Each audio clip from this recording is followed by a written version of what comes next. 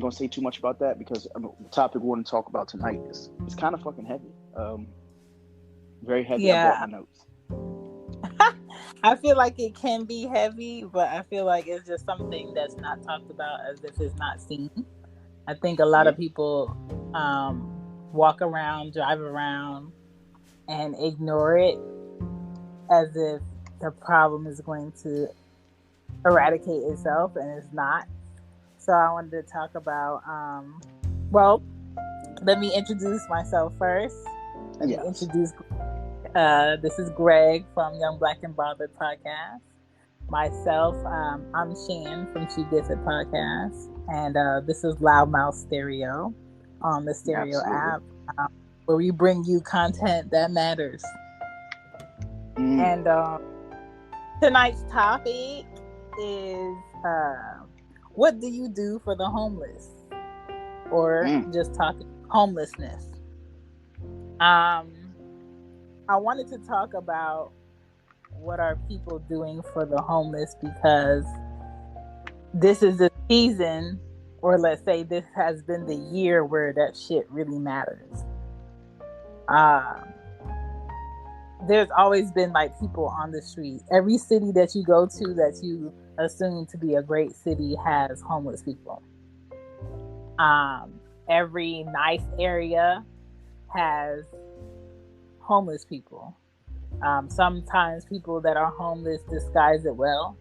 Sometimes people that are homeless make enough money to live out their vehicle and pay their insurance and pay their tags once a year, but they cannot afford a place to stay. And I feel like right now, being that we have this large number of people being unemployed, and we already had like a large number of a pay gap between people being poor and middle class, people who are like one check away from being poor, people that are one check away from being evicted, and then to now come to a time where a lot of people are dependent on the government to assist them during a pandemic of not being able to physically go to a job, depending on what city you're in or what state you live in, how much of a lockdown they have, because every state is different. The government really doesn't take into consideration that people have children. And then who have children can't get up and be like, all right, I'm gonna still come to work. Did a policy change where you could take your children to work? No. Is there X amount of money coming in where you can take your child to a daycare that wants the full pay? No.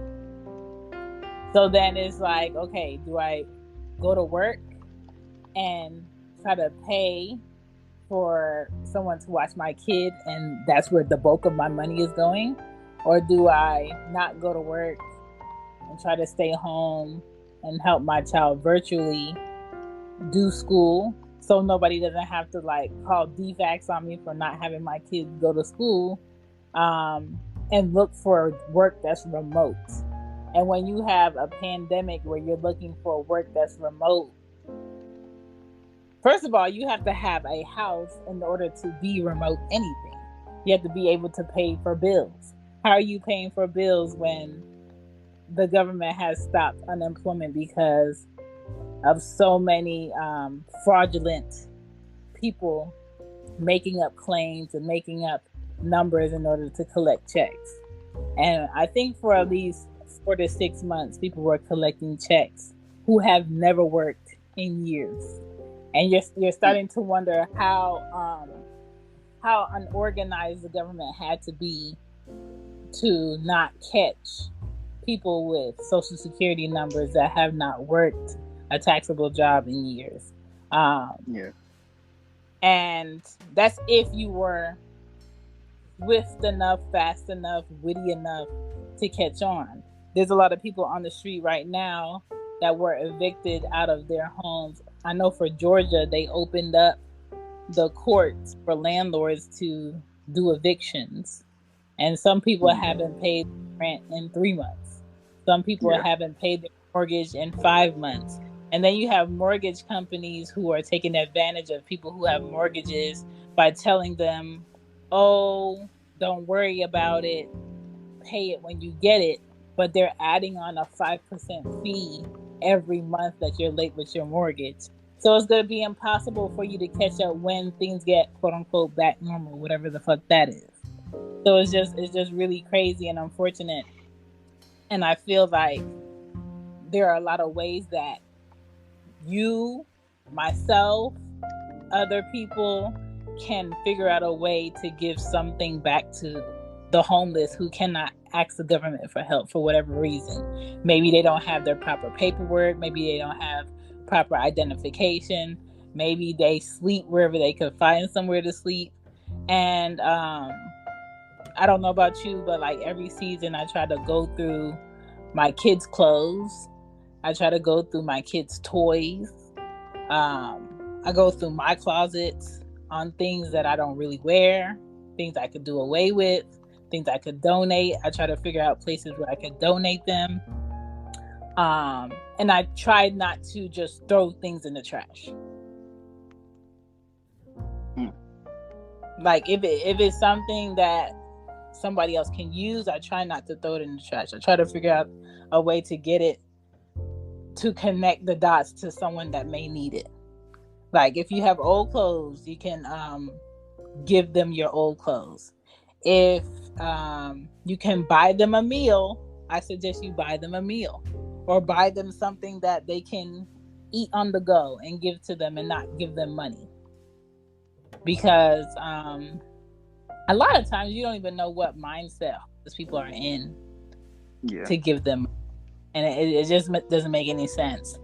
You don't know if they're addicted to anything while they're homeless. And giving them something that they couldn't even take care of in the first place is not going to help them. A lot of people I know, they might make like care kits. And their care kits could be travel size shampoo, sanitizer, wipes, deodorant, toothbrushes, toothpaste. If you think about it, if all of that shit is like, let's say 89 cents a piece at Walmart, 99 cents at your Kroger or your Publix, at Target I think it's $1 or some shit, and you put at least, let's say 30 of those Ziploc bags together, like that's you helping the homeless. Yeah. Boy, you've already said a lot. Wow, I think that's the most. Wow. For me, I'm so indifferent when it comes to it.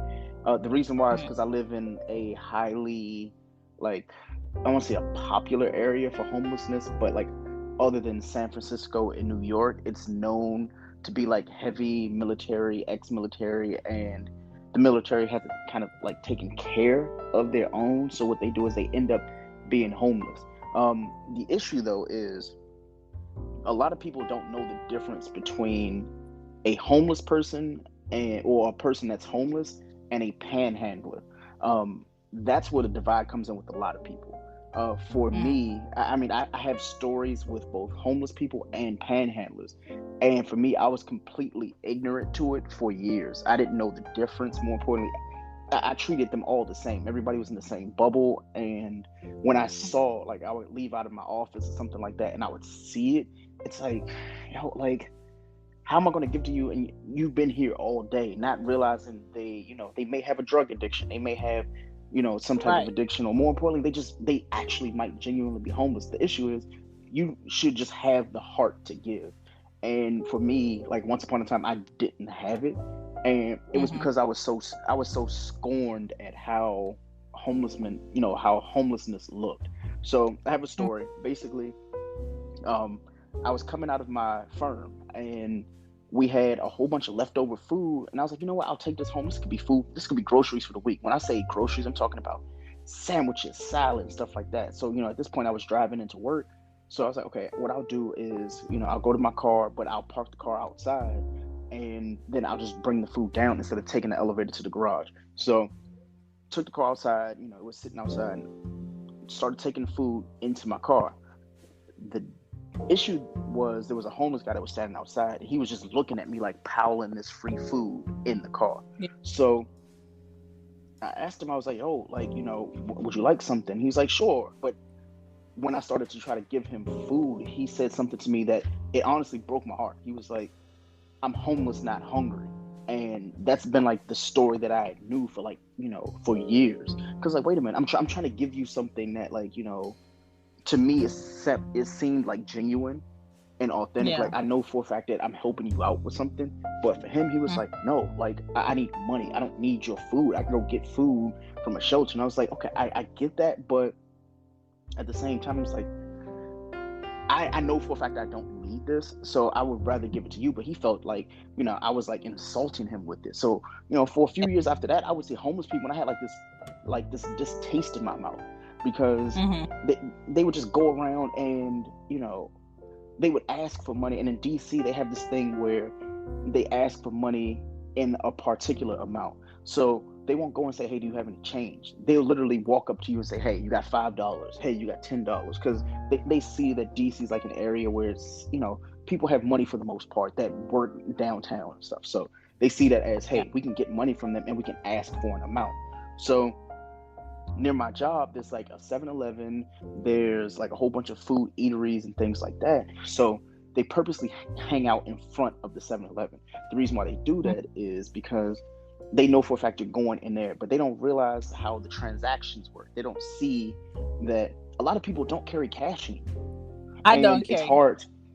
Yeah, it for me, it's fucked up when I know for a fact I don't have cash, and I'm not lying to someone who's homeless or a panhandler, but I just always feel like they're giving me like the evil eye, because they know for a fact that I don't carry cash. And then there was that one time where a guy, when I told him, I was like, "Yo, I don't need cash. I have a job." And the first thing in my head is like, well, if you can afford to have a phone to do this, and this, then why are you standing out here? But that was the difference that I had to learn that day of a homeless person and a panhandler. Someone approached me and told me that, there are a lot of homeless people who have checking accounts and savings accounts. And, just because they don't have a home doesn't mean that they don't have money that they're trying to save up to be the person that they they once were, or the person that they intend on being. So that one kind of was a wake-up call for me. So there was a lady and her dogs. They were like at the metro, and she goes and says, I know I've probably given you like 2 or 3 stories already, but basically this one is the one that kind of like turned the corner for me. So she's at the metro, and it's her and her dog. And I heard someone else say something that I was thinking, but the thing is, hearing somebody else say it sounded so fucked up, because I know for a fact I was thinking the same thing. And her being out at the metro and she had her dog, we both didn't think about her. We just thought about the dog. We were like, well, she's got this dog out here, she's homeless, why doesn't she just give the dog to somebody else? And when I heard the lady say that, I was like, oh my God, like that was the first thing that I thought initially. It was like, but what if that's her only connection to the world? And the reason why that's her connection to the world is because we don't have any type of compassion for the homeless people, not for the homeless people, but for the homeless, or for people who are like less fortunate. See a dog, they'll see a dog first before they see a homeless person. Yeah, and honestly, like rightfully so, I was one of those people.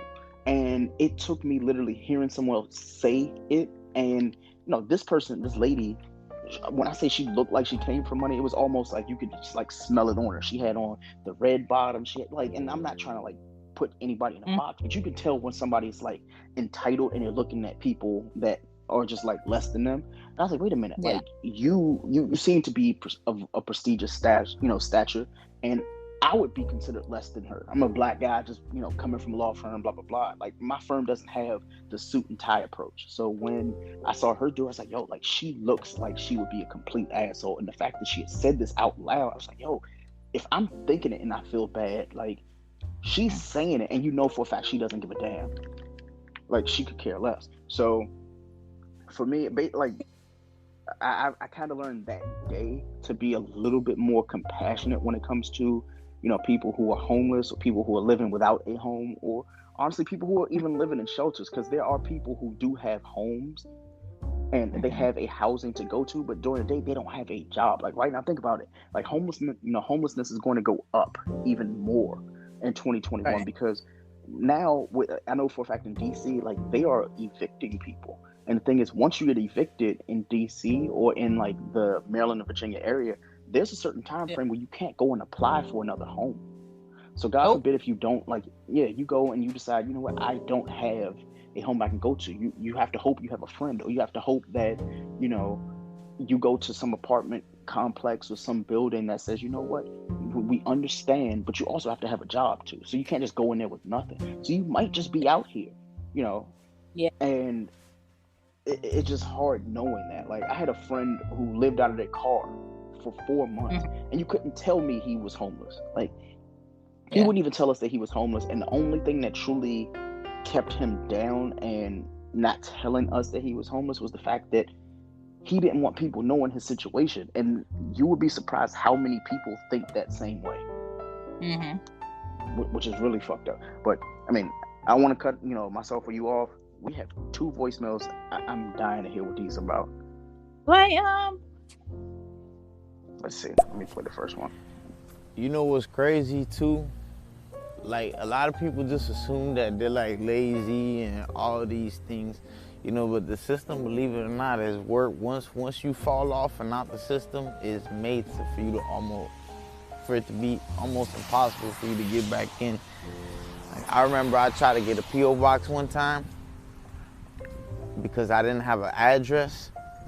Mm-hmm. You know, and I was looking for a job, so I needed a mailbox so I could wait for information and, you know, to hear back from them.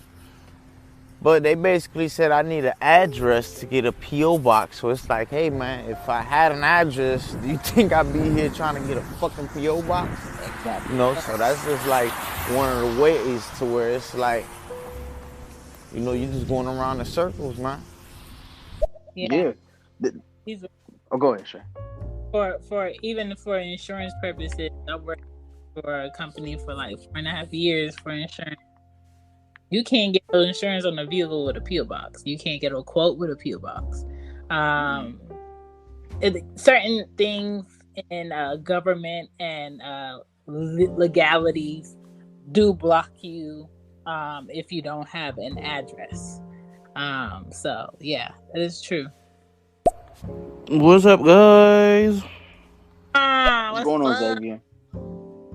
What is going on, man? Man, That I've shit. lived in Philadelphia. I live in Mm-hmm. Philadelphia.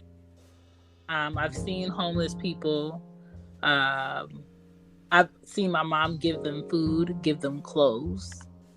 But as a child, I didn't see them reject. And then Mm-hmm. I lived in Florida, and I don't remember seeing any homeless in Florida where I was living. In Melbourne, I lived in Maryland. Baltimore Mm-hmm. had hella homeless people. When I was living in Maryland, we were living in Laurel. I didn't see a lot of homeless people. And then when I came to Georgia, in Atlanta, there's lots of homeless people. But now what's happening is they're gentrifying a lot of places in the city where they're pushing them to certain ends of downtown. So you'll go like a few streets that are really pretty, buildings, hospitals, and then you'll get to like a section that's like a chained off park or a closed-in a barred walk place, and you'll just see them just lined up with their carts, their little houses, and I'm just like, there's so much money in this city and so many shelters and so many places just feeding the homeless that I don't get it. Like, I don't get why that's a thing, but I know why that's a thing. Another thing that I hate about it is veterans. You have these soldiers work and then they do everything for this government, and then they come back here and they have to go through fucking hoops for help. And it shouldn't be where they get rejected because we're out of space. we can't have anybody else here. You got to get on this list. It should be no list. You should be taking care of them, their family members. It should be a commendable thing for the rest of their life where they all get help. And it shouldn't be no veterans on the street asking me for money. It shouldn't be I get off on an exit in Atlanta and someone is telling me, do I have $10? Like when you said, do you have $5? It's real. Do I have $10? Mm-hmm. I've been in the car where I always keep fruit in my car that can be like eaten anytime. I always keep snack bars in my door just for that purpose, because I'm always on the go as a mom.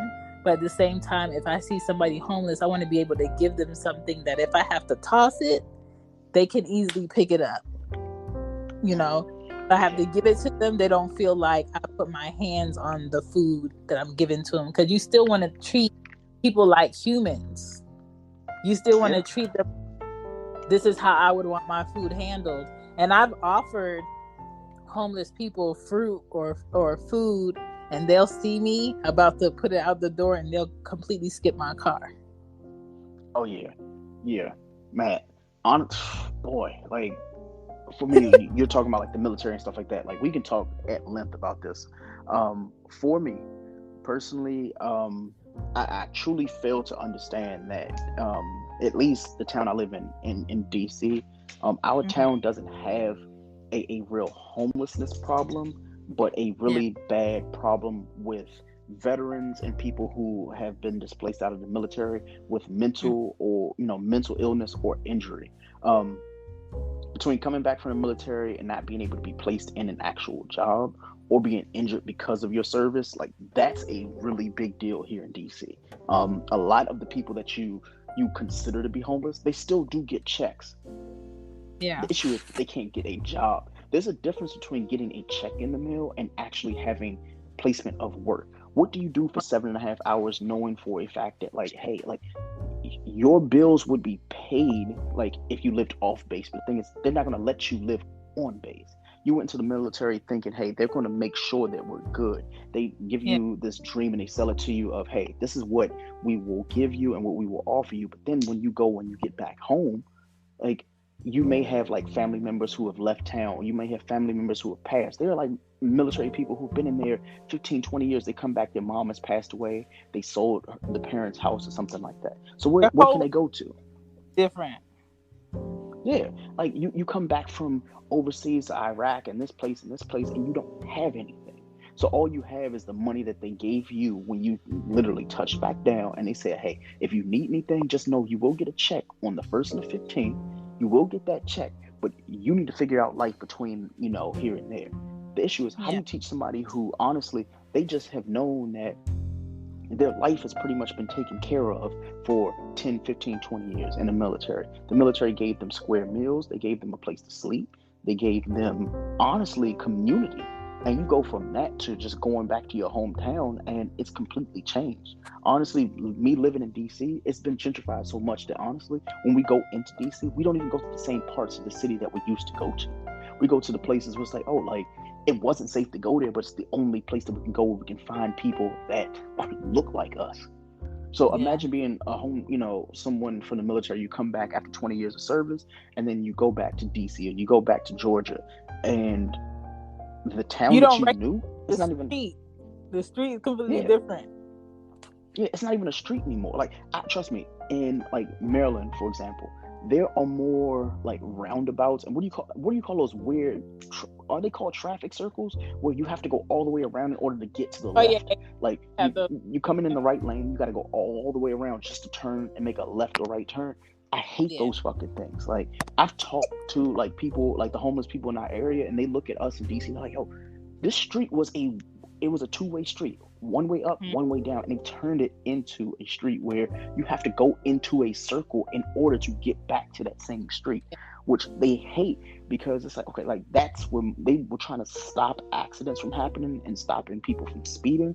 But you go from stopping people from speeding to having people go and run a red light because they didn't know that the light was for them and not for the side of the circle that was for them. But just tying it back in though, with people who are just coming back home from the military and things like that, a lot of them aren't homeless. They have been placed in like homes, but they may have like 4 or 5 or 6 different roommates, but they have absolutely nothing to do during the day. So one of the things I was thinking about when you gave me this docket was exactly how can we go and like make things a little bit easier for them.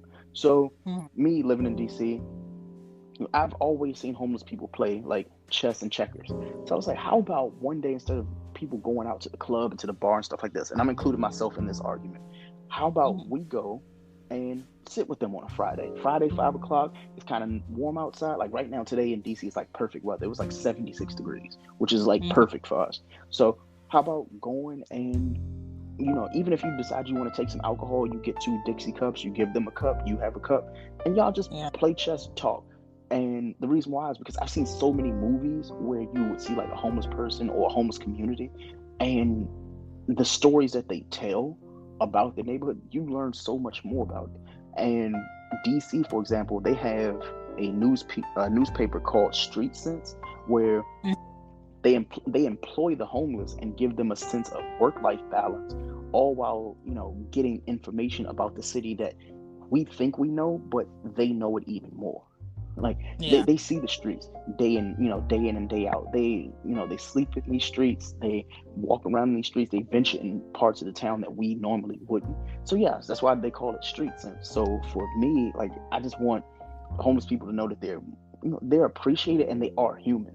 It just feels Right. like we've kind of like lost our identity when it comes to people who are not less fortunate than us, but just more so like we have had the luxuries we've had and they had them, but they don't have them anymore, if that makes any sense. Right.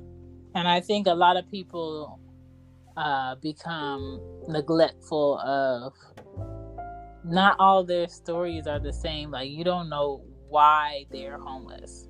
You don't know what Mm-hmm. happened to behind why they are here, why this is the result. Uh, um, a lot of times you might see on the news about, some company or some church or whatever is giving out free food giveaways, and then you'll see cars pull up because they heard from something that there was free food. Or you might see flyers around the exact place where they're offering free food, but you don't see people walking up. And to me, Nope. the people that need that food are the people who need to walk up. And so if I'm getting this information from the TV, and the people that I'm seeing driving up to get this free food are in their vehicles, that means they probably heard it from the radio, or they probably saw it on the TV. Where are Absolutely. where are the homeless people who don't know where their food is coming from going to get this information? I'll give you a funny story. So, there are a lot of churches here in DC, and when I say churches, there's like a network of churches. So what they do is, you have people that have farms that live on the outside of like DC, and they live in like Maryland and Virginia. People have these farms, and what they do is they go and they donate food to the churches. So they have farms, they have canned goods, they have a whole bunch of stuff that they've had stocked away. So when this COVID thing kicked off, my grandmother would call me and she would say, "Hey, my church is, giving away groceries." And I was like, "Wait, what do you mean they're giving away groceries?" She was like, "Oh yeah, you can, drive over here to the church between the hours of like 9 and like noon, and you got to make sure you get there early. You get there early, and they'll give you a box of food." And I was like, "Wait, that's it?" And she was like, "Yeah. Not only do you get a box of food, I'm telling you, they give you tuna." I'm not a fan of tuna, but I'm like, hey, if I can Mhm. keep my pantry stocked for the winter, I'm going to have fucking canned tuna. They had Yeah. canned spaghettios for kids. They had actual vegetables. They gave like ground turkey, ground beef, steaks and shit. I was like, wait a minute. Yeah. And this is every week? So she's like, yeah, oh, every Thursday and Friday. But I was like, now we didn't know about this during the whole COVID situation, because most people at that time were going to, they're going to school, they're going to work. Mm-hmm. But she said what they would do is they would give that to, the homeless before. So I was like, so what happened now with COVID? And she said, well, the homeless, they have organizations that give to them. So I asked, I was like, what are the organizations? So they said that there are like in many areas like the Goodwill and stuff. So the church is kind of like disorganized away from the churches, and they wanted to be able to give the homeless and less fortunate their own thing. So they gave them housing as well as food. But I'm like, you realize if you don't, you're not giving away the stuff that you readily could give away. Like the people who are just driving up, like I think like for me, for example, I'm just using me for an example. I can go to the grocery store. I'm completely inept of going into a store, getting the food that I need, the groceries I need, and then bringing them home and bringing them to my fridge. I will say I was selfish a few times. I was like, okay, I was between a check or two, and I was like, you know what, I don't have it yet, so I'm going to go to this church because I know I can get the box for free, and it was just a crapshoot on what you can get. Like some weeks, yeah, you might just get SpaghettiOs and boxes of mac and cheese. You might get an onion and 3 tomatoes, something like that. But the thing is, I made do with that. So I'm like, just imagine if I can make do with that, how far that would go for someone who is homeless or less fortunate. And exactly. The only caveat that I actually kind of complained about was the fact that you had to have a car. Like you said earlier, you had to have a car to go to this situation. You had to go and be able to have your car, you can pull up in a car, you open a trunk, and then they can, put it in your back seat, or they can put it in your trunk, and then you can pull on off. A homeless person can't just literally walk to a church because, like I told you, it's a network of churches. What happens if you're in DC, but the churches that they're doing are in like PG, or they're in Laurel or something like that? Like a homeless person is not going to walk 42 miles to go get a box of food and then bring it back even to wherever. How are they gonna know? Yeah, and that's the thing. How do they know? It's always a thing of like, how do you know? Like for me, like I could definitely go tell someone who is less fortunate or homeless and say, you know what, hey, there's a box that you can get from a church. But it's like, yeah, you got the box, but I can't go get it because I don't have 4 wheels. Like, I don't have that. Now, someone will say, well, why don't you give them your box? They only give you 1 box. And sure, you can give the homeless person your box, but it's a thing of, can you give it to them? Because, like, some, like, homeless people and less fortunate are a little bit more proud about the things that they get, which I respect. I think I respect that more than anything else, is the fact that they'll take a handout, but at the same time, like, they know the difference between a handout where it's like you're doing something good for them, and you're doing it because you feel bad that you have it and they don't. And there's a difference in that. Like, if anybody kind of like understands what I'm saying, like, imagine you going and you go to a restaurant, right? You know for a fact you're a millionaire, and you invite all your friends, or you just take your family out, and you say, you know what? Everybody's getting filet mignons, and everybody's getting you get the teasers for the appetizers and all this other stupid crazy shit. But then you see the family beside you, and they saved up for like 3 or 4 months, and all they wanted was a fucking steak, just 1 steak. It feels a little bit different because you look at that table and it's like, oh, like they appreciate this because it's something that they don't get often. Versus you, who's like, oh, this is just we do this every Thursday. Like, it's in our plan, it's in our agenda to do. So when I see homeless people or people who are less fortunate, and I'm trying to like make sure I like make the words correct, when you see that, it's like, okay, like if I hand them this box, like, are they going to appreciate the fact that I handed them this box of food? Or are they going to look at it like, well, the only reason you're giving it to me is because you feel like I need it because I caught you with it, knowing that you didn't really need it to begin with. And to me, that's how I feel. Like, if I were to walk past a homeless person with a box full of food, I'm going to be like, yo, like, I feel like a complete fucking dickhead. Like, damn, like, I get it. It's free. And yes, even though I need it, I know for a fact I can afford to go get this from a store. This could have gone to a homeless person or a less fortunate person. But for me, I went and did it any fucking way. So I feel really, like, wrong. Even just saying it out loud, it sounds, like, really fucked up. But people, like, myself and others, like, we aren't thinking about that in the moment. So maybe this is a good time where we have shows like this where we're talking about the less fortunate and the homeless, because that's the one thing I haven't heard a lot of people talk about. So the fact that you brought it up, I'm like, oh, like, it's very profound to think about. Yeah, it's just a time. It's always a time, but I feel like right now is a time where a lot of people who are homeless start to get more depressed, start to get more desperate, and being that it's a whole COVID-19 situation, they're more prone to sickness because the weather is changing, the temperatures are dropping, their needs are a lot more. Like I know, I'm in my own house and I have an abundance of blankets and sheets. Do I need all of those blankets and sheets? No. But I know that they're there. Can I spare one? Yes. So what do? I have a quilt and I have a blanket and I have towels that I don't really want in my trunk. Why do I have them in my trunk? Because if I see anyone walking around this season or cold, I want to be able to go in my trunk and put it to the side, and if they want to walk over there and get it, they can walk over there and get it. What I don't like that I'm not clueless about, but I don't like when anyone who is in need or is homeless walks up to me when I'm with my kids. I don't like it, but I understand, like, if someone was in desperation, they see me with my kids, they would think, oh, she's a mom, she must have money, she must have like emergency money on her, maybe she'll be more caring or compassionate about it. This is me. I will tell them when I see that their eye contact has seen me and they're walking up, I said, please do not walk up to me with my kids. Do not ask me for anything with my kids. Even if I have it, I'm not going to put my kids somewhere and then come to you. I'm not going to do it. So don't walk up to me with kids. I'm the same way about men who want to introduce themselves. When you see me with my kids, this is not the time.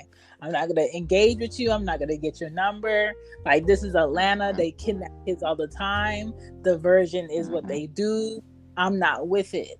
So there's always a time and a place. But I think if we working people, in touch with the news people, that have engagement and we know something, it is nothing to write on a piece of paper and give it to them. Hey, they're giving out food here today, or there's a shelter here nearby, or just look it up on your phone. It takes 2 seconds. Or you can make posters or flyers for places that give free food and shelter, and just post it around that area. So if they're walking by or take a rest on the bench, they'll be able to see it and go to those places. I think there's always something that we can do. People who can work and get food out of grocery stores, work and get your food out of grocery stores. I think it's very disgusting what states do. Like here in Atlanta, permits are required to give meals to the homeless outdoors. And the permits cost $50 each. Now, if I wanted to feed the homeless as a group, it could be pizza, it could be packaged food, cooked food, sandwiches, I would have to pay $50 for this permit. And I don't know if this permit has an expiration date. I don't know how often I would have to pay for this permit. I want to know, what is this city doing with the money for the permits for people who want to feed the homeless? Because if that permanent money is not going back into some type of fund to make sure that homeless people of the city have a home or have somewhere to stay for X amount of days, maybe it's 30 days. Maybe the turnaround can be 30 days. If that's not going towards that, what is this fee for? Yeah, that's why I always tell people to. I just tell people to go to, when they do donate and when they go and give back, donate to an intermediary. Well, not donate to, but do not donate to an intermediary. Outside of the Goodwill, there are a lot of companies that portray themselves to be nonprofit organizations who they pocket their money first and then they give what they can give after the cut. to Yeah. the homeless and everything like that. They give those, what do you call it? I want to say that like paycheck subsidies, where they say, you know what? Well, we know for a fact that you've done for us as homeless people. You showed up on time. We can go and give you a subsidy check. We can go and give you a $25 gift card to a grocery store. But it's like, yeah, you could do that, but how far is that $25 going when you know for a fact you could Right. have given them 80? You could have given them what they wanted. That's why, for me, when it comes to like donating to an intermediary, I'm like, your money will have more of an impact donated to the source of the work. So if you're not doing the work, or even if a nonprofit decides, you know what, we're going to give 85% because we know we have to take a couple, we have to take something back for us as well.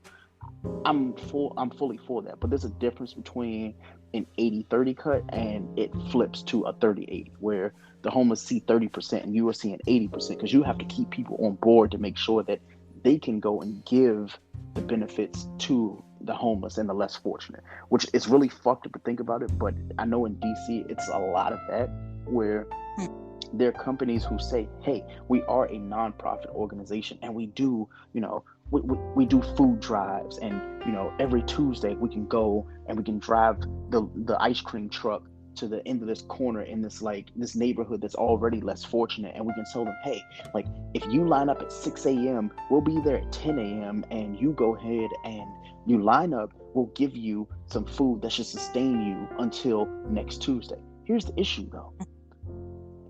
Everybody goes to that fucking line. I've literally driven, like, not through those lines, but I've driven and seen those lines where, first thing in the morning, there's a line full of homeless people and they're all going just to get a bag of food. Yeah. And it's like, okay, I appreciate the fact you gave them tomatoes and stuff like that, but here's the thing.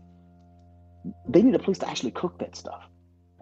They need a place to actually go and store that stuff, because you gave them food that will literally last outside of the refrigerator 2 days at the most. So when I've talked to homeless people and I'm like, you know what, I've come up with like, not creative ideas, because I'm sure someone else has thought about them, but going to like these restaurants. I know homeless people do it all the time, but for them, what I've heard it being called is like dumpster diving, where at the end of the night, after the kitchen closes and the restaurant closes, they just go and just throw all that shit away. I was like, why don't you go to the restaurant? Oh, go ahead. It kills how many restaurants throw away food when other countries have created public refrigerators for homeless. A container that can hold food for homeless, because they're going to need it anyway. If we're so focused on stopping famine or stopping disease or stopping crime, people need basics. And when people cannot get the basics of what they need through lack of affordable housing, lack of or unemployment or poverty or mental illness or lack of needed services or substance abuse, they're coming for people who they feel like have it. Without a question. And so my thing, why not provide? Go ahead. But why not provide it though? Like, there are a lot of things that we don't provide because we feel as though like people know better, and more importantly, like they feel like if you wanted it, you would go get it. But the difference is, what if you don't have it to go get it? Like, you don't have the transportation to go get it. You don't have the money to go buy it. I'll give you a perfect example. When you go to the grocery store, right? You go to the grocery store and you go and get certain things. You get frozen foods. You're like, okay, I'm gonna store this fucking frozen food. It can be in here 6-8 months. As long as it's frozen, it's good.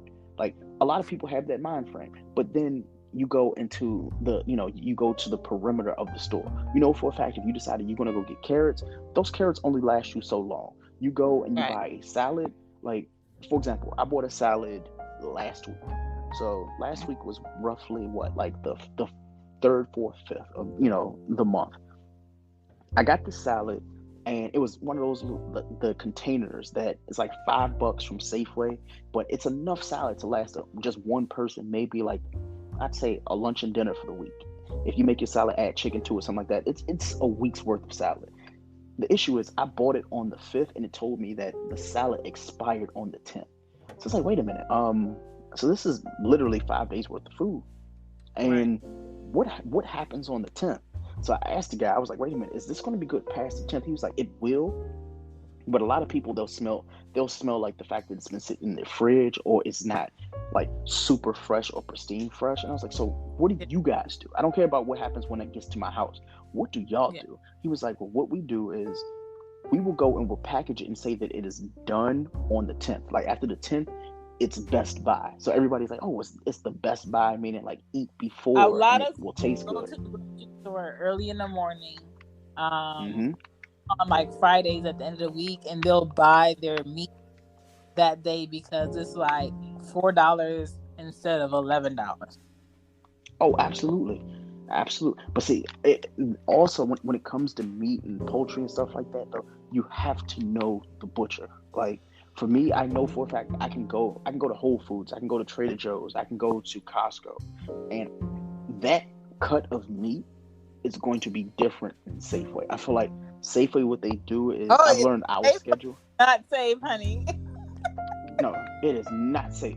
Honestly, that is the one place I've learned that I don't want to eat their steaks. I don't want to eat their meat. The shit is disgusting. Like I Have you went and ever got been me a. to What you say? Piccadilly? Have you ever I been have in a never been. Piccadilly? Oh my God, Nope. it smells like it sounds. It You get to the parking lot, and the parking lot is probably automatically fucked up. You Mm-mm. get to the door, and it instantly smells like you're in someone's deep freezer that is melting because it hasn't been plugged in, and all you have is meat. You can't enjoy going down none of the aisles to get anything else because all you smell is meat. I don't know why it stinks like that, and I don't know why people continue to keep shopping there, and they're usually found in the hood. Mm-hmm. Because think about it, like if you're in like an area that either hasn't been gentrified or like for a fact you can just go to that store. There are markets that aren't big names. They might be a mom and pop store. And you're like, oh, you know what? Like I don't trust their food. I don't trust this. I don't Mm. trust that. But I'm gonna go to it because I know the butcher. I trust a lot of the local butchers, but when it comes to Yeah. like the big names like Safeway, I don't fucking trust them because for them, the same steak that you can get, that one steak that's like $16, $17, you can go to the butcher and pretty much you can buy the whole fucking cow for $18. You're like, wait a minute, like I got 6 steaks for $20 versus I went to Safeway because it's the name and I can end up spending for one steak the same amount. That's why Whole Check or Whole Foods, when I go to them, yeah, I'm gonna get a really thick cut of steak. Here's the difference though. They purposely sell you whole cuts of steak that are like 2 inches thick because they figure you're eating for 2, 3 people and you're going to cut that steak. But what if I just wanted a steak that day and I decided I'm going to go to Whole Foods? Yeah, I'm going to spend $28 on a steak and I got to make it Mhm. myself. The issue is after I've made that steak to the perfect temperature of medium, because I eat my steaks with a little bit of pink. I don't want them dead, but at the same time, I don't want them to be like alive. Like I just don't. I don't want my shit to move. So I'll get a medium. It's I'll make my shit falling. medium.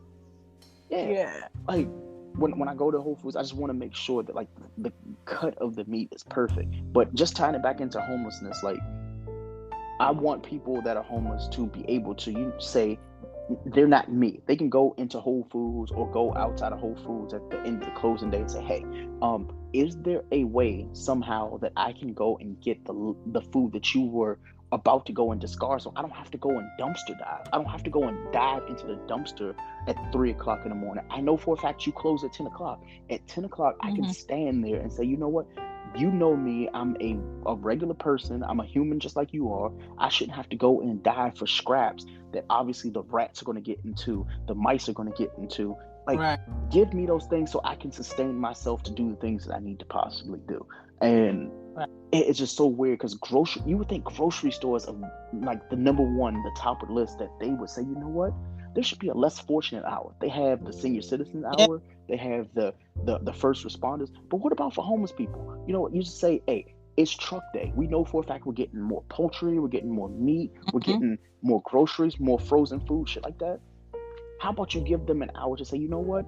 Hey, I get it, you're homeless. How about, if you need to use the microwave, or if you need to use one of our ovens, if you need to go and cook your food, or you just want to get a fucking slice of pizza. Like, This is your time to do it. We are the only place I know that not only doesn't do that, it has never been considered.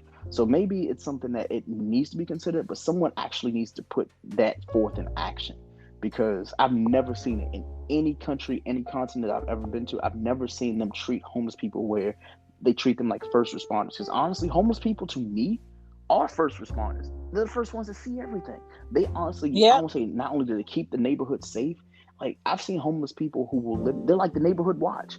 Like they could tell you, hey, that little girl that there was a guy that was looking at them. Like homeless people have Mm-hmm. stopped sex trafficking. They have stopped crimes that have happened in the neighborhood because they were the first ones to see it. More importantly, I feel like they protect the environment that they're in the open. Like they don't want to be in a neighborhood where somebody just walking around with a gun and trying to break into houses and rob people. Yeah. So what do?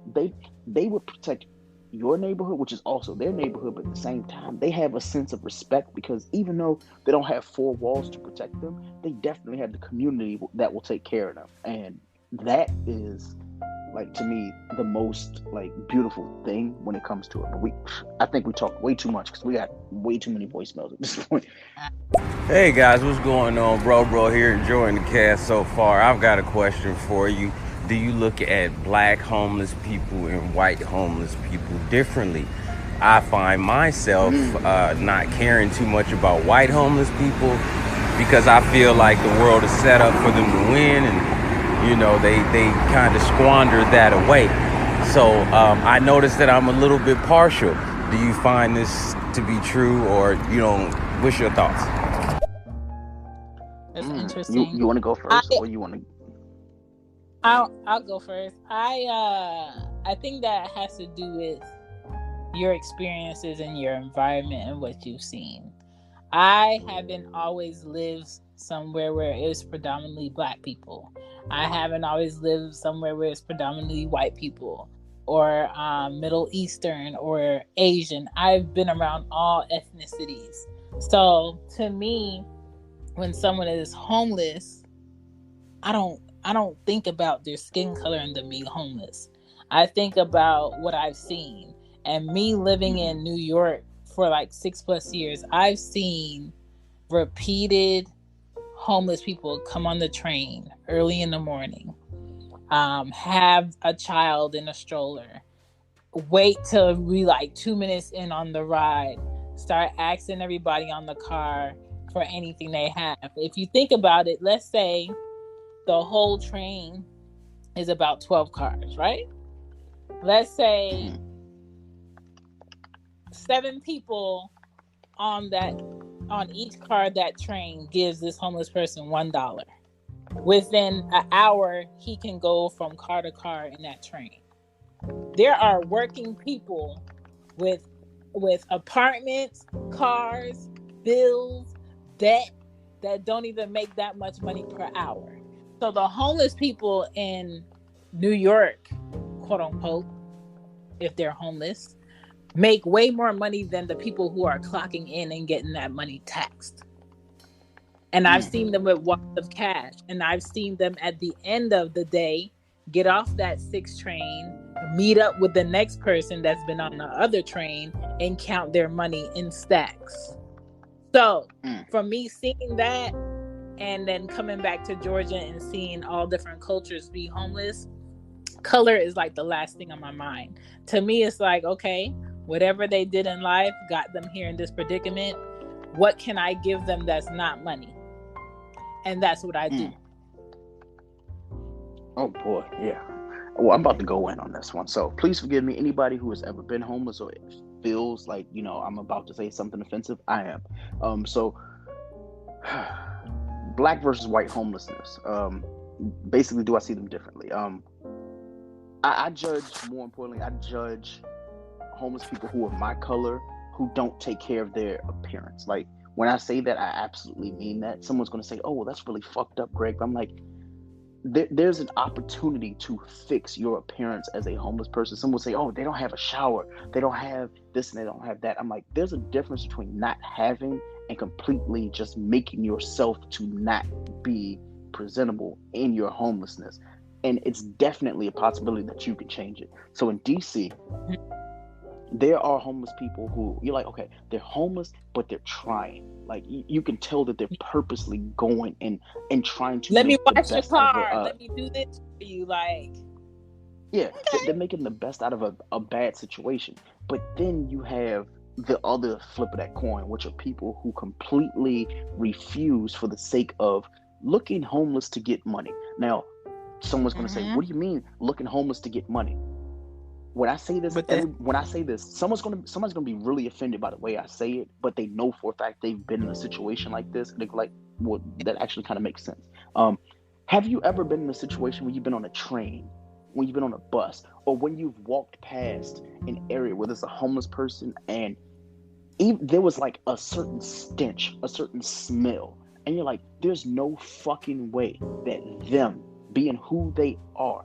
Not only do they not know how they smell, they are in an area where they are the only person that smells like that. There was a guy that every day on the way to work, I sat in the first car going to work every single day. So I would go and sit in the first car, and who was on the train every single day? But he was passed out drunk, pissy drunk. But the thing is, he would get drunk and fall asleep on the train at night. So he would still be on the train from when it was closed between like 2 o'clock in the morning to 5 o'clock in the morning. He would get on the last train, and they couldn't tell him anything because they're like, he's homeless, he just might need a place to sleep. Here's the bad part about that. They would clean around him, but the smell was still there. So imagine a drunk, pissy person sleep on a train from 2 o'clock to 6 o'clock in the morning when people are starting to go to work. People going to work, and what they smell is a train car full of just piss. It smells like absolute piss. If you are in New York and you see an empty train car and you see one person, there is a reason. Exactly. So when I say that, I'm not being derogatory. Like for me, it's always my people, which it really fucks me up. There are a few white people who do it, but I'm just critiquing the people that I know, that the people that I can relate to. I've seen a lot of black men, not black women. I've seen a lot of black men who are homeless, and they pretty much given up. They say, you know what, I'm homeless, I'm gonna deal with this shit. But they will definitely take the money that you give them. But the issue is, I can't and I won't go give you money if I can't approach you to hand it to you. I'm not gonna be like, I'm gonna reach in my pocket, I'm gonna give you my hard-earned money, and you just completely, I'm gonna see you in 2 days. I'm going to see you in 2 days. You're still going to smell like piss. You will still smell like alcohol. You smell like you have needle marks in your arms and shit like that. More importantly, I've seen homeless people take shits on the trains that most people sit on. I've seen this shit. I've seen homeless men do this stuff. That's why I don't sit. Like when it comes to public transportation, like I know what trains to sit on and what trains not to sit on. I know when I go to New York, I don't even sit down. I just stand up at this point. So for me, it's not even about a homeless thing. It's just more so like I just know there are certain vile, disgusting things that I just honestly, if I've seen it, I don't want to be the person that sat in it in the future. So that's my take when it comes to like my fellow blacks when we like people are homeless or in need of like some type of care. There are people who do need care, and there's honestly people who have given up. Then we got the white people. I learned this from one of my coworkers, and I didn't know that this was a thing until I realized like white privilege is definitely a thing. So this white coworker that I worked with wasn't homeless at all, but he was the coworker that what he would do is on his lunch break he would go for a 5-mile run. Now mind you, someone would say, okay, wait a minute, a 5-mile run, an hour lunch break, how does that even out, right? But he was a power. So he was like higher, like, in the hierarchy of the office. So he would go on a 5-mile run and then go and lay out in the park that was right across the street from my office and just lay out. He would take an hour. I couldn't lie about these things. Couldn't lie about it at all. So he would go and lay out in the park. Now, mind you, notice what I just said. He would go on a 5-mile run, which means he smells. Go on a 5-mile run and then just go lay in the grass. Because DC's grass, it's kind of regulated, so there's only certain grass you can just walk your dog in and stuff like that. So he would go on a 5-mile run and then just go take a sit down and lay in the grass. So he would go and get like a coffee cup from like Starbucks or something like that. He would drink his coffee and then just lay out for an hour. So people would get like the idea of him being homeless because they would see a cup and they would see a dude just like passed out. So I asked him, I was like, yo, how much do you do this? And he was like, oh, I do it every day. He was like, I go and run. He's like, I was kind of confused for a moment because I would wake up and there would just be like dollar bills and change in the cup. And I was like, because they think you're homeless. Like, and I was like, you're white. So they're just like, okay, like we can help him. Like, he shouldn't be in this position, right? So I asked him, I was like, okay, do this test. So he did this test for a week. Do you know he came out with $3,000 in a week? In a week. Especially for tourists that don't even experience the amount of homeless that they do in a major city, and they go to a major city and they see them, they giving them everything they got. No, it's crazy to even think about that. And it's not me being derogatory to homeless people, and I don't want to equate homeless people to my coworker. I just know that what I saw was what I saw. He didn't portray being a homeless guy. He just knew for a fact he was a guy that was so privileged that he was, a white person, that he might smell a little bit funny, but he can literally lay down in a park with a Starbucks coffee cup that's empty, and they will put money in it. I'm more appalled by the would go on these runs, Greg, lay in grass, Greg, and then bring his nasty ass back to an office setting. Oh, absolutely. Well, according to him, he hated his family. Like, he hated his wife and all that stuff. So what he would do was he would come in late. So he would come in at 10. But the thing is, he would bike into work. He's one of those, I bike into work. That's why I have to be there at 10 o'clock. But then when everybody leaves at 5:30. After he go on lunch, like. So here's his thing. So what he would do, he's one of those, like, those advocates for Starbucks. He would come into work in the morning. He would bike to work, but he would stop at Starbucks, get a coffee, and then he would walk the bike from Starbucks across the street to the office. But then he would go and spend 30 minutes showering and everything like that because he just biked to work. Now, he lived in Virginia. So imagine coming from Virginia to DC. That's maybe like a drive is maybe 15, 20, maybe 30 minutes. So a bike it has to be 45 minutes to an hour. So he would bike an hour, and then after he would bike for an hour, he would come into work late. He'd get his coffee and everything like that. Then he would do his work. But he worked, and then he would go to lunch. So he'd go to lunch around like 2 o'clock. So from 2 o'clock to 4 o'clock was technically his lunch break. But then he would work until 8, 9 o'clock at night. And then, this was his schedule. His schedule was that. So then he would get off at 8 o'clock, and then he would go get himself dinner, and then he would get on the metro, because at this point, he has a shower in our offices and stuff like that. So he would go shower, and after he got in the shower, he'd just go on home. And then he repeat the same shit the next day. But the thing is, for him though, he parked his car in the office, which is really crazy to us, because we were all sitting there like, wait, how do you have a car? And he didn't. One thing about white people is, like, you might think they have money because of their, like, jobs. I'm like, no, he drove a Toyota Camry from like 1997. He didn't give a fuck about the car. Efficient ways to spend their money or not have to spend money. Exactly. And when I say he made bank, you have to make bank when you average spending about $180, $200 a week at Starbucks. I was like, wait, we get Starbucks, and most companies, they give you Starbucks at the office. But he was one of those where the coffee's not as strong as it would be if I walked to Starbucks. I'm like, it's the same fucking Starbucks built the machine and brought it in here so you can make coffee for free in here. And he was like, nah, like, sometimes I just need to walk. It's crazy. So, let's get some more of these voicemails, because I don't want to take too long on that. So, hey, what's up, y'all? Love y'all. Let me guess. Y'all talking about Aldi. Y'all talking about Aldi, right? Who's Aldi?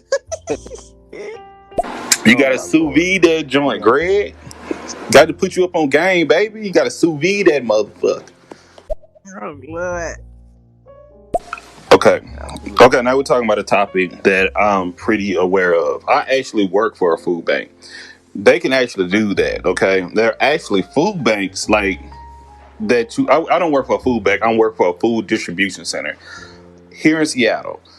It's like the resources are here. It's just how to get to people. Like it's like once again, I don't know where. I know Shan is in Atlanta and Greg, I don't know where yet, but I'm telling you, you go to some areas like it's very liberal. They have great resources. Great resources. This all can be better, but it's no reason anyone should go without here in America. Period. We have Right. enough resources, but I know society and the culture that we have try to make shit look scarce. But we'll talk about it. Good conversation, y'all. Good conversation. Thank you. Great. Man, you talking about come to Seattle, player. I'm telling you, if you want to see it, come to Seattle, Washington. Oh, see, I would never do that, but that's why I won't go back to. Okay. That's honestly, that's why, like, San Francisco, I had all these lofty ideas of what the fuck San Francisco looked like and what San Francisco was as a place. And then I actually got there. I went to San Francisco. I'm thinking the Full House TV show. I'm thinking it's going to be a whole bunch of hilly ass mountains and parallel parking. And, bro, like, I get off the airplane and there's homeless people at the airport. And I was like, okay, they ain't got nowhere to be, so why the fuck are they here, right? So there's that. Then, and that's not to be shady. I'm just more so it's like, okay, like, are they here like how it would be like when I went to Cabo? When I went to Cabo, there were people who were just like, hey, we'll give you a taxi ride anywhere. But a lot of that shit was scams. So when you get to San Francisco, you're like, you get there in the airport, there's homeless people, but it's like, that's the only place that they can go where they know they're guaranteed to get some money at that point, right? Because they can't get it in, inner city, because San Francisco has a really huge population of homeless people. So a lot of them hang out at the airport. So I'm sitting there, I was like, wait a minute, like, where's San Francisco making their money for homeless people? And the thing is, they have all these, like, benefits and accounts for homeless people to go and do things. But the issue is, when your populace is so huge for the homeless community, those, like, the food banks and stuff like that, they're like, yo, like, we're trying our best to give them things. The issue is the money and the funding isn't completely there. If you've been funding homelessness, not homelessness, but, like, people who are less fortunate, you've been funding them for 5, 10, 15 years. You're doing that, but eventually you lose money, especially in, like, the San Francisco, Palo Alto area. Eventually it goes from, you're doing this every week and you're starting to lose revenue. And more importantly, like, that nonprofit at some point has to make a profit. DC and This like is why Seattle.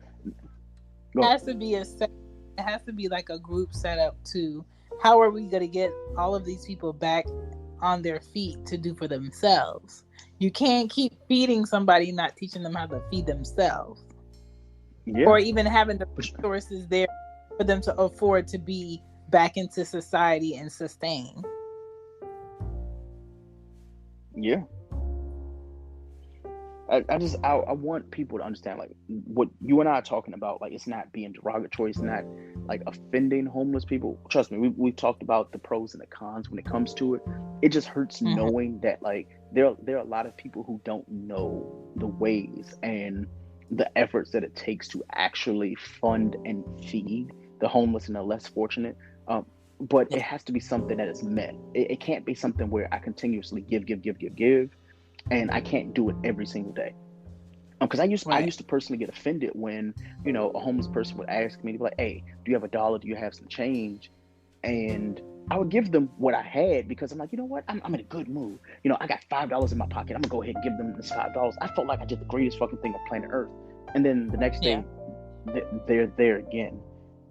It's like, wait a minute, like, do you not remember me? Like, I was the person who gave you $5 yesterday or last week, whatever it is. And for them, they don't see you as a person, they see you as a donation. And that's, again, not to be derogatory, it's more so, it's like, how am I supposed to remember your face when I literally am in an area or a part of town where all I see is faces? I don't see names. I'm trying to make sure that, like, me and my family are good. So I had to kind of, like, come out of myself and stop trying to get thanks for things that are just something that's obvious. It's like, you're just trying to be a good person. Now, and like I said, the flip of the coin is, you could be a good person, but you can also be scammed by people who are, they're not even homeless. Like I told you, they could be panhandlers, and there are a lot of those in DC. There are a lot of those. Sure. I'm talking in DC. For me, I've seen it, and it actually, I think that's another thing that's kind of rubbed me the wrong way lately, is because in DC, these people aren't homeless. They don't, they don't have the typical the sign that's standing in the middle of a 4-lane highway or something like that. They are just literally just walking around. They have nothing better to do with their day. They don't want to work, but they are some of the best dressed motherfuckers in the world. However, you can't say anything. No bullshit. Like, but you can't say anything to them because it's like, you're like, what if they were just, what if they just became homeless last week, right? Or, just because they have on nice clothes, that just means they take care of themselves as a homeless person, but they can still be homeless. I thought that as well until there was, the guy that I ran into that just sits out in front of our office, right? So I didn't realize that he's not a panhandler, but he's also not homeless. What he does is that's his front for his drug dealing. And I was like, wait, hold on. Some shit just didn't make sense to me. I was like, wait a minute. He's not a panhandler. That's actually a good judge because nobody gonna bother you. Exactly. But here's the thing.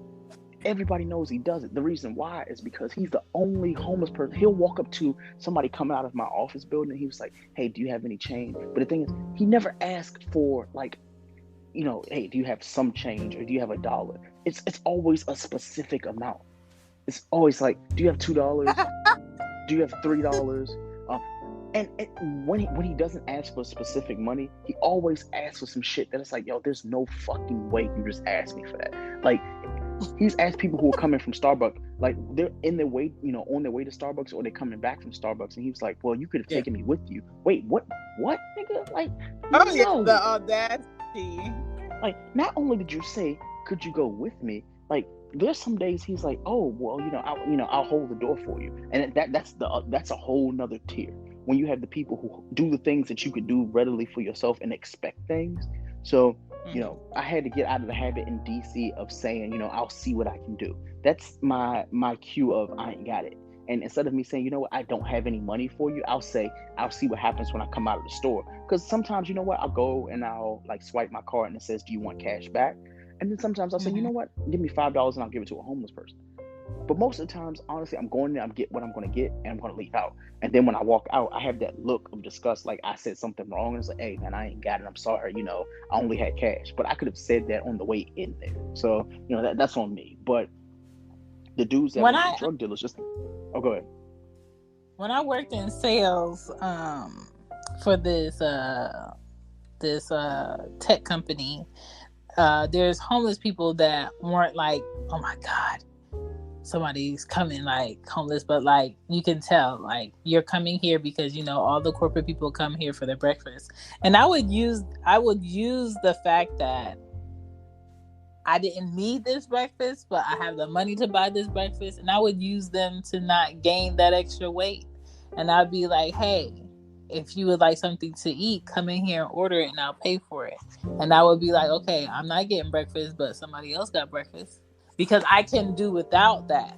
And I think we have to figure out a way where we don't trash or pick on the homeless, but instead of like sitting at home and focusing on all our wants, we can like volunteer somewhere, or we can research the people in our communities and politics that are actually helping the homeless. I didn't hear nobody politically say anything about what they're doing for homeless issues in major cities. We can do our best to respect the homeless people because they probably, like you said, watching your house more than you. We can actually reach out to them and treat them as human beings because that's what they are. We can give them time, not money. They're in that predicament because they probably suck at handling money in the first place. That's not their forte. Maybe there's, ways we can teach them to better handle money. Maybe they were 2 checks away from paying their bills and they just got behind. Right now, unemployment, there's a lot more people that are homeless with children. And sometimes the benefit when you're homeless with children is you being a single mother with children and you're homeless, because you can get into a women's shelter. They'll keep you longer because you have kids, but let you be a man. I feel like it's harder for homeless men to get in somewhere and be able to stay there a longer time period because they feel as though, oh, this is only 24 hours. You need to be out in the morning because we have another set of people that need to come. Whereas women and a women's shelter, you can probably stay there longer. I remember when my mom left my dad, and after she had her second stroke and she got out the hospital, we lived in a women's shelter for a long time in Baltimore. And she would work at the women's shelter, and she would like clean their apartments for other women that will come in with kids. And she would like gather like all the toys that were donated and gifts and like separate them for the families so the kids will have a Christmas every year until she got on Section 8 and she found an apartment in Laurel. And that was like our first apartment. And I remember the social worker bringing her first TV for the apartment, and we had no beds. And we were just in the apartment sleeping on the floor. And then she had to figure out a way to make money. And she babysat at home, because what do you do when you have young kids and you need to go out for work and you never had a resume where you went out for work? You always work for yourself. So she started babysitting kids at the apartment. And it's kind of like my mom needed someone to give her a chance, to put her in a place to work for herself, to get in the habit of doing for herself so she can do for herself. And I think when people see homeless people and they just give them money, or they feel like they threw them something that they wouldn't have had in the first place, they feel like they're doing something where you're really not putting a dent in anything. Because if I have a bill that's due today now, and I don't have any job by next month, guess what? That same bill is due next month on today. Say, what am I going to do? I'm still in need. So there has to be a plan on how we can get people from not being on our streets, being homeless, possibly spreading diseases, possibly, in front of schools, or at parks where you would want your kid to enjoy the park. Here in Atlanta, there's a nice park, Grant Park, near the zoo, and you really can't take your kids there because there's so many homeless people in the park. It's because I feel uncomfortable with my kids being around homeless people. It's because my kids are too friendly not to know that you cannot approach this person because of this. Exactly. And I don't want to feel like I have to go to the park with my gun to feel comfortable with my kids so they can be at a park either. Oh no, you definitely have to carry your gun, because sometimes a motherfucker just needs to get shot. Period. That at the end of the day, it is what it is. I know for a fact that Q, you know Q, so he. As I'm saying this, he's actually in the goddamn chat. I hope he doesn't leave this voicemail. So one night, Q and I decided that we were going to go to Adams Morgan, which is a famous part of DC where it's like a lot of bars, a lot of just fun. So you can go and have fun and everything like that. But they also have something called jumbo slice pizzas. So for $5, you can get a jumbo slice pizza. It's honestly, it's the size of the box of pizza, but it's fucking delicious. So you go and get this jumbo slice of pizza, and it's usually like your drunk food before you go home. The issue is there are homeless people in Adams Morgan as well. So there was a homeless guy who approached Q and said something to the effect of, "Hey, would you mind buying me a slice of pizza? I'm kind of hungry." And Q said, "No, I literally just spent my last either at the bar, and then I had some money left over for pizza, and I don't get paid until tomorrow." This is Q's exact words. So the homeless guy took that as offense because Q wouldn't give him like his pizza, and let's just say it involved glasses, a street corner, police officers, and there was a lot. I hope and pray that Q is actually, hold on, we do have a voicemail now that I think about it. Let's. Hello, Greg. I'm here. And Chan, love you, boo. What's up? Yeah. Looking forward to hearing the rest of your conversation. Oh, see, look at that. So now that I know Q is here, I can tell the whole story. So basically, the homeless person, and this isn't to be derogatory towards homeless people. Basically, the guy asked Q for the pizza, and Q says, "You know what? I don't have it." So the homeless person, and then in turn, decided to reach into Q's box with the jumbo slice pizza and took pepperoni. Like, he picked pepperonis off of Q's pizza as he and I are talking, but Q had the box open, right? And this led to Q saying, "Yo, what the fuck is going on here? Like I told you, like I don't have it." But the homeless guy was like, "Yo, I guess he was really like he really wanted this pizza."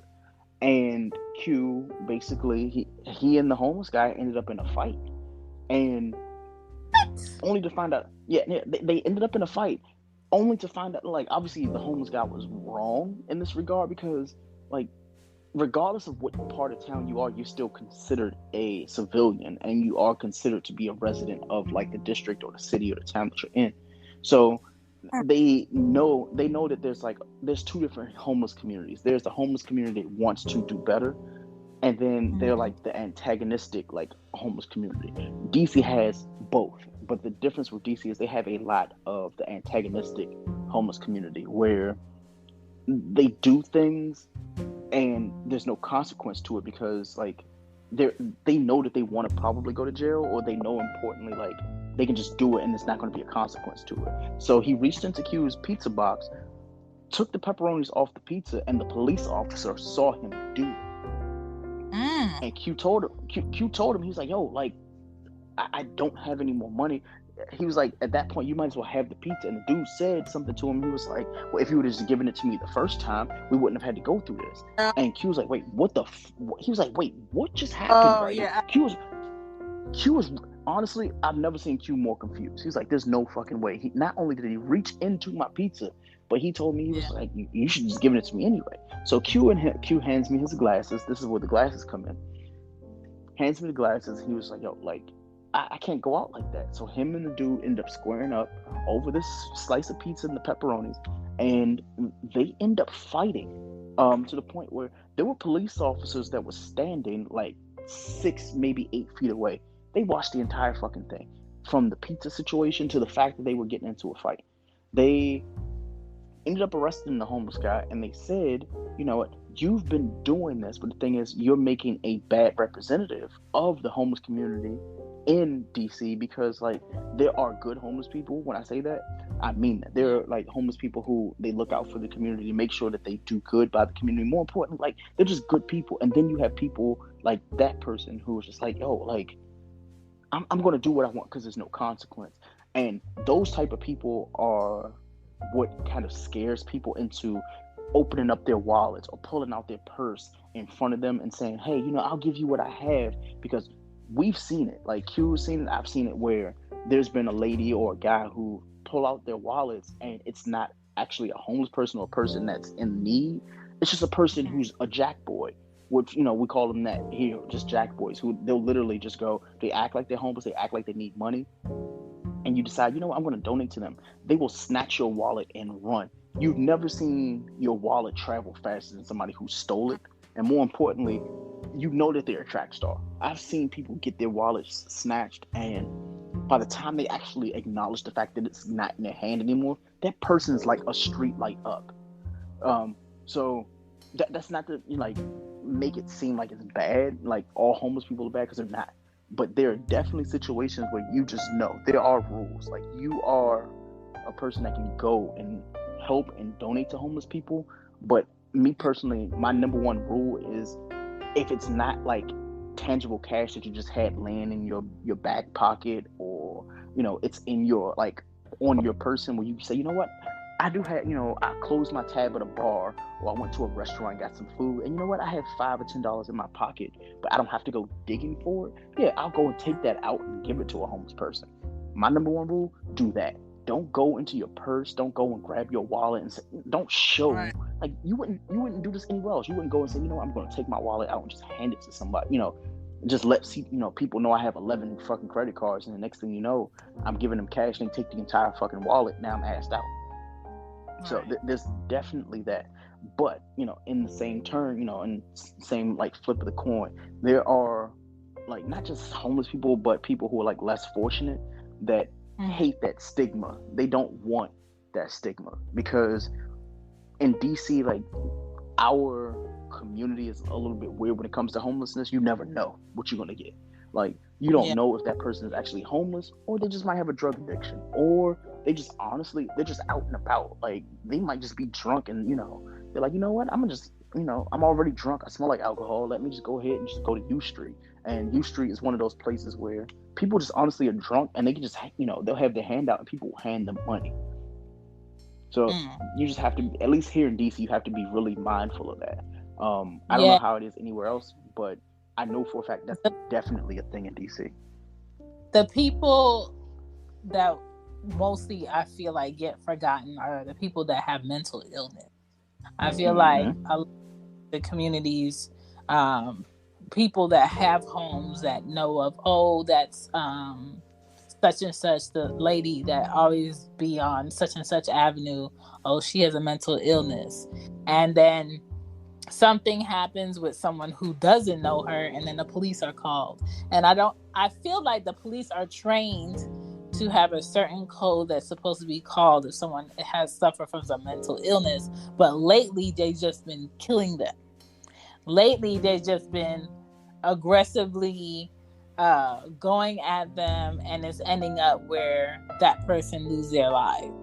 And I feel like when there should be some type of resource or number you call when you know that there's someone, just like if you see a stray dog, you see a stray animal that keeps coming around here, or a cat, there's a number that you call for someone to come find that animal and take that animal to a facility where somebody can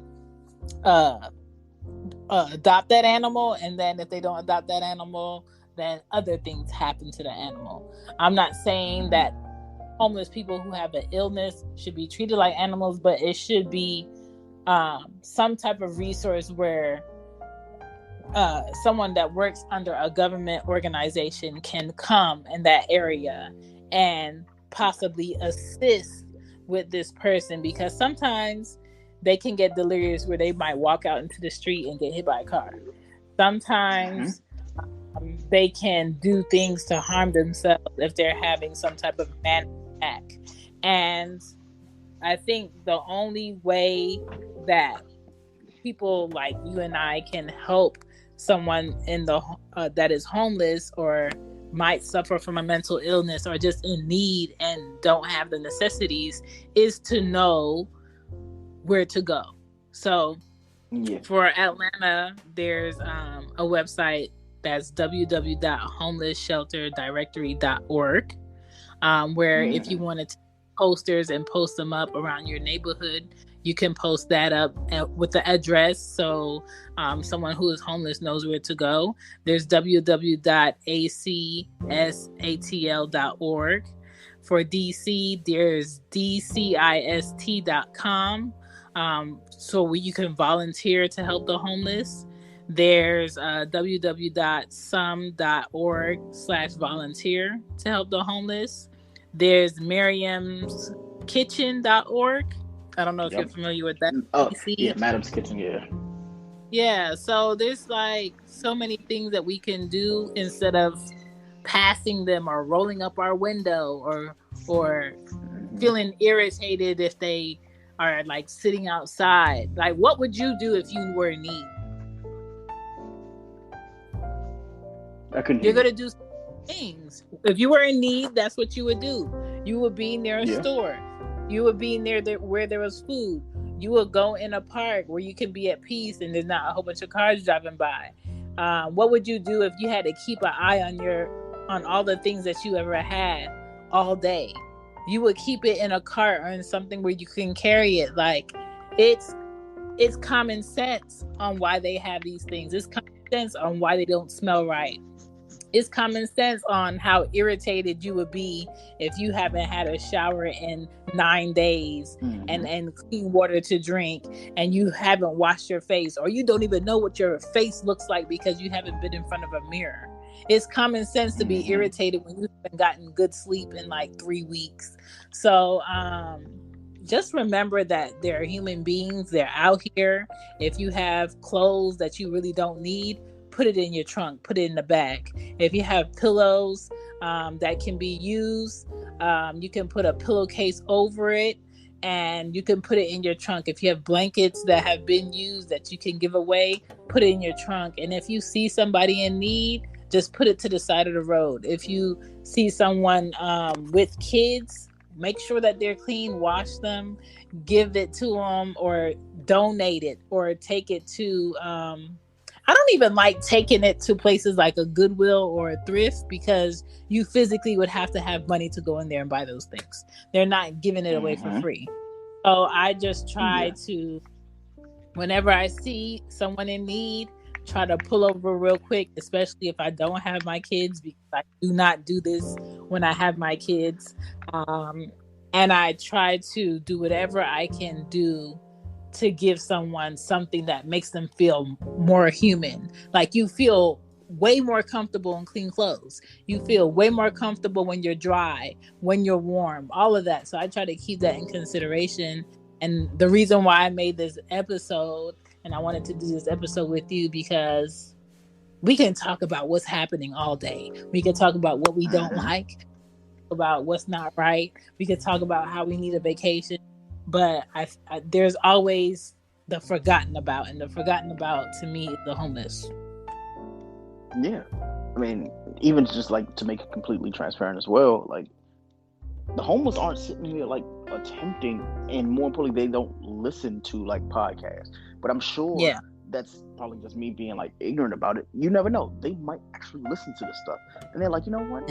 I hear a lot of podcasts about all the stuff that's happening on social media and this and this and this, but like, what happens to like us? Like, there's nothing for us. There's no avenue for us. We feel like not less fortunate, but they feel underappreciated, undervalued, because they are seen as like, you know, second-class citizens when it comes to their own neighborhoods. Like, a lot of these people that are homeless in your neighborhoods, notice I said your neighborhoods now, that wasn't always your neighborhood. A lot of those people that are homeless, they were born and raised in those areas. That's why they still stay in those areas. It's not that they can't afford to live there.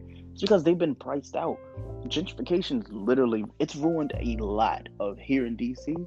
A lot of homes that, you know, when people's parents passed away and stuff like that, they moved out of that neighborhood, but they never actually moved out of the neighborhood. They just, you know, they lost out on money, and they say, you know what, we're gonna, you know, either had a drug addiction, military, like we talked about before, or honestly, like, that's all they know is their neighborhood, and they've run through their last, but they don't want to leave because they're indoctrinated in the community. Like, your grandparents, they knew their community. Your parents know their community. More importantly, like, you think homeless people don't as well? Like, they know more about the value of your home than you do. Like, every time I think about it, I'm like, okay, like, homeless people, I don't see them breaking into homes. I don't see them doing anything like that.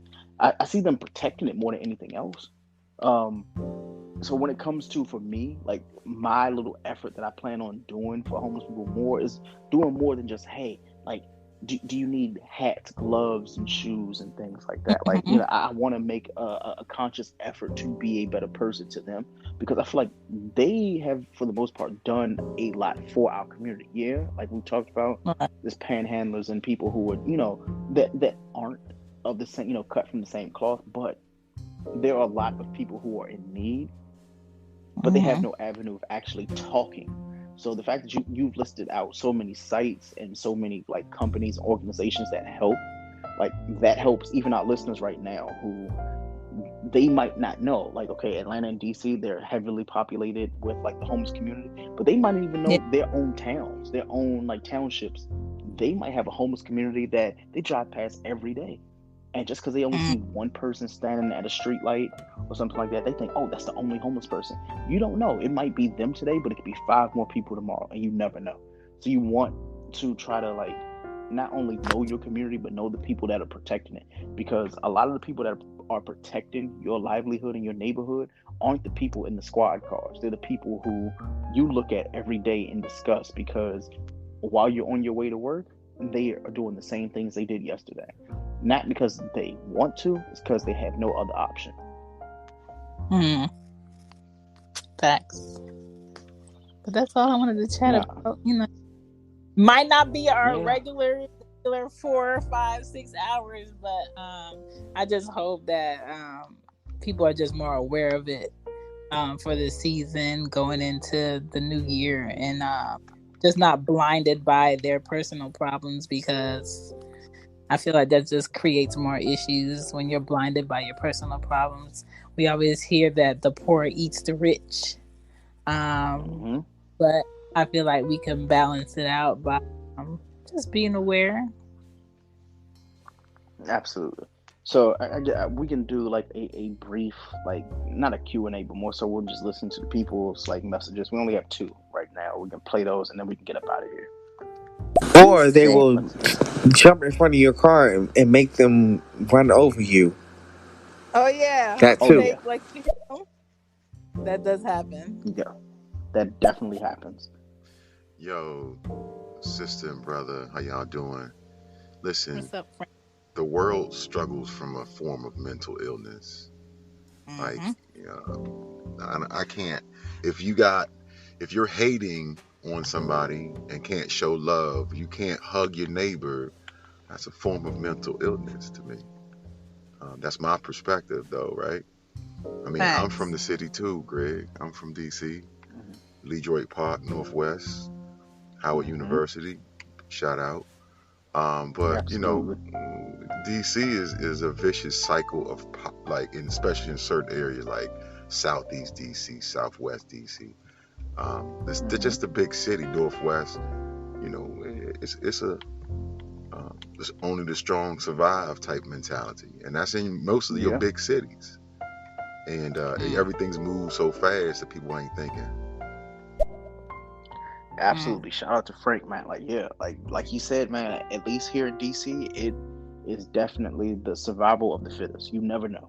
Like, you can be in a part of town where you're like, oh my god, like you see, white people, black people walking their dogs. You feel like it's like the most important part of town, and then you hit that corner. You hit that corner. You're like, wait a minute. Like, am I on the same side of town? No, that has always been the town. It's just what you've seen that you completely think that that's all it is, and it's Yeah. every single part of DC. I'm sure Georgia's the same way. You can go down like a one lane street, and you're like, okay, like this is a great part of Georgia right now. This is like beautiful, but then Listen, all you got to they do is, got Mercedes-Benz Stadium on one street mm, downtown, and the street right parallel behind it is straight shack homes, homeless, boarded up, nice, boarded up, mm-hmm, nice, and it costs millions to have a house right there. So, um, it's oh just wild. yeah. You and I, we definitely have to talk gentrification. Being from the DMV area, or DC proper, when it comes to it, like at least in Baltimore, I've heard people like every white person that talks to us that moved here in a summer or something like that, they say shit like, "Oh, I saw The Wire, and Baltimore's not a bad place." I'm like, "Yeah, it's not a bad place for you now." Like, think about like Yeah, 10, 15 years ago. It's not the same thing, to the point where those same row houses that people like, even myself, I was like, I will never live in those row houses. Not because I yeah, feel like they're like ugly homes or something like that. It's because I know what went down in those areas, and more importantly, I know the deaths that came behind those houses. There have yeah. been like bodies stored in houses in Baltimore. There's been murders and kidnappings and things. When sex trafficking was like really at its peak, Baltimore Hmm. was a thing. Like that was like a mecca of it. So the fact that we've seen so much of that come out of Baltimore, so now, like, to fast forward, people are living in these houses, and they're like, "Oh, well, I'll go and spend $400,000 or $500,000 to live in a row house in Baltimore. Mm, I'm going to live in DC. I'm going to live in Baltimore, but I'm going to commute into DC." We have coworkers like Q and I. We have coworkers who literally travel into DC from Baltimore, which is on a train maybe an hour and 30 minutes. So people get yeah, up every morning at 6 o'clock in the morning to go into DC, and then they do the same thing to go home. But then, just to tie it all in, they do all of this, but they walk right past the person who doesn't have a home. They don't have a roof over their head or food in their bellies and things like that.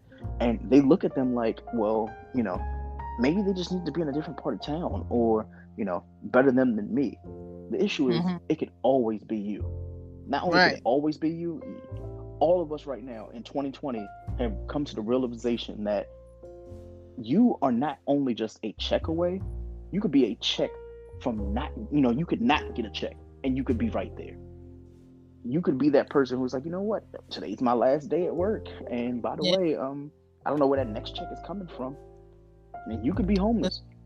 Listen, people are so far removed. They feel so far removed, and life has a way of checking you, and you just got to make sure you're prepared. And that's why I tell people, never get comfortable in no job. Never get comfortable with no 401k. Never get comfortable with waiting for your bonus. You got to be things aside as if that shit is going to completely disappear. Yeah. All that stuff that your job promises you, I can guarantee you they're going to promise the person that replaces you. And that is coming from someone who has not only lost a job, but a person who has lost a job twice. Like, I've lost a job just for the sake of losing one. Like, wait, I'm doing everything I'm supposed to do. I did I checked all the boxes, I dotted all the I's, crossed the T's. The issue, though, was if they don't want you anymore, they don't want you anymore. It's like, a lot of employers are like Will Smith daddy. Like, you know what? Sometimes they don't want you no more, man. Like, they don't want you. And it's cool. But the thing is, what do you do? Will Smith daddy. I'm telling you. But the thing, what do you do? Like, what do you do knowing that, you, like, I know we're about to wrap up, but basically, like, for my wife, like, her and I, like, we've been together for X amount of years, and, like, full transparency, like, I ended up losing my job years ago. Maybe it was like 6-7 years ago. Lost my job, and they called me into the office. They did the whole song and dance of, you're doing great, you did great, blah, blah, blah, blah, blah. Like, it was just creative differences, and, we had the budget cuts and blah, blah, blah, blah, blah. It's like, wait a minute, like, it can't be everything in all of them at the same time. So, she held me down. Like, I told her, I was like, yo, like, I lost my job. She says to me, she was like, oh, well, we're going to make it work. And once we made it work, like, honestly, I got a job like maybe like 7 days later, 7-8 days later.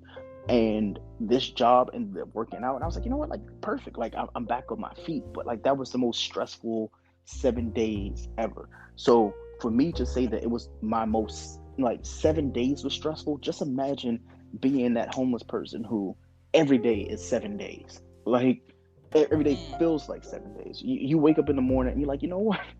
Like, how we think how COVID is right now, it's like, you know what? Like, damn, I gotta wear a mask, or, I gotta stay in a house. A lot of people ain't got a house to stay in.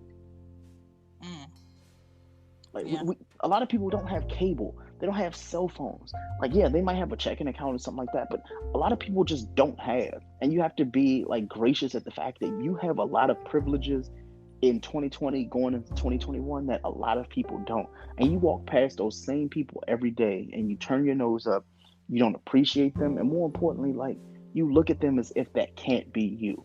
So, if you listen to this show and you just ever thought to yourself, you know what, I'm not going to do for this person, or why do they need it? Just think about it. You could be that person the following week. Right? Just think about it like that.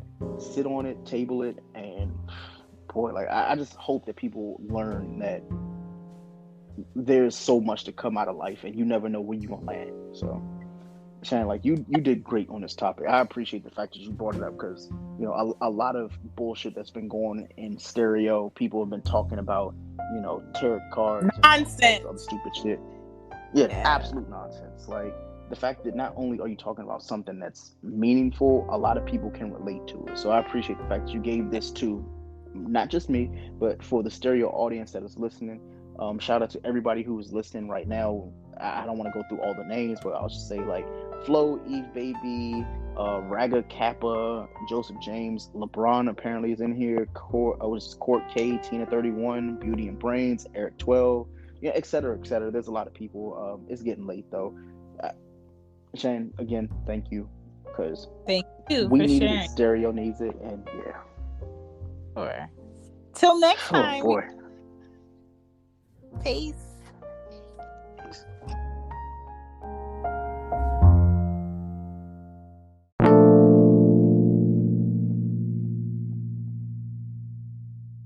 Get you some merch. Act like you know. Get you some merch. Shop She Gets It on Teespring. The link is in the bio. Don't act like I ain't tell you. Hit me up on the Stereo app. Hit me up on Patreon. Hit me up on Red Circle. If you want to go ahead and cross promo, I'm here for you. Hit me up on Twitter. Hit me up and my email, shegetsitpod@gmail.com. Hit me up on She Gets It Pod on IG. I'm not hard to find. Let's get back into this show.